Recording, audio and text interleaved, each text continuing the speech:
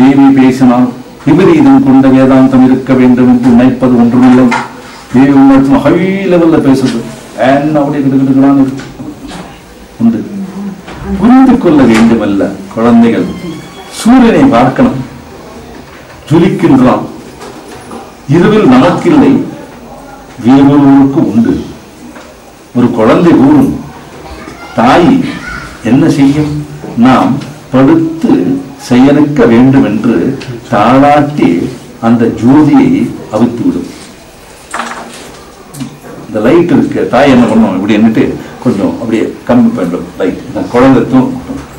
அந்த ரீதிக்கு தான் இந்த பூமாதை நமக்கு இருட்டாக்கி விடும். நாம் ஓய்வெடுக்க இந்த பூமி மாதம் இருக்கு, அதை அப்படியே திரும்பிடும். தூங்கும் அவங்களுக்கு இருட்டு, நமக்கு இருட்டு, ஏன்னா தூங்கணும் இல்லையா நம்ம. அந்த மாதிரி இந்த பூமாத்தை பண்ணிட்டே இருக்குமோ அது ஜீவம் உண்டு. எதற்கு? அந்த பூமாதம். அது குழந்தைக்குரியதாகும். இந்த குழந்தை சொல்றது அந்த மாதிரி எல்லாம் சொல்றது உண்டு. ஒரு நாமாவை ஒரு மனிதன் நாதத்தில் கூறினால், பிறகு மந்திரத்தை நினைத்து மனதில் கூறினால், பிறகு நமஸ்கரிக்கும் ரீதிக்கு சரீரத்தில் செய்தால் மனசாவாசா கர்மனகா என்ற ரீதிக்கு உண்டு. புஷ்பங்களை எடுத்து பூஜிப்பது என்பது அந்த சுஷ்டியில் இருக்கின்ற தத்துவமே தவிர வேறொன்றும் இல்லை.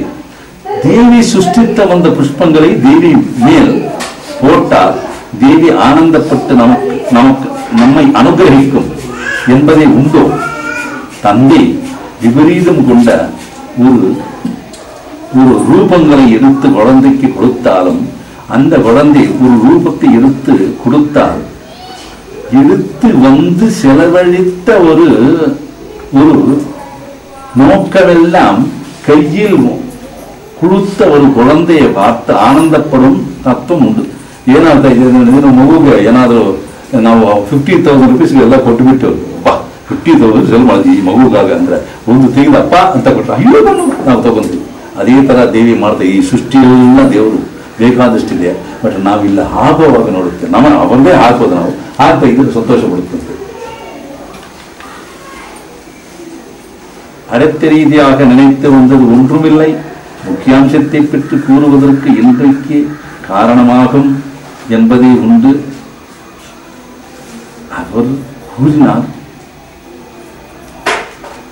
ஒரு குழந்தை வரும், அவன் சிலது கூறுகின்றான், அதை பெற்று நினைக்கணும். அப்பா யாரோ ஒரு குழந்தை கொஞ்சம் காலம் கடந்து எடுக்கணும்.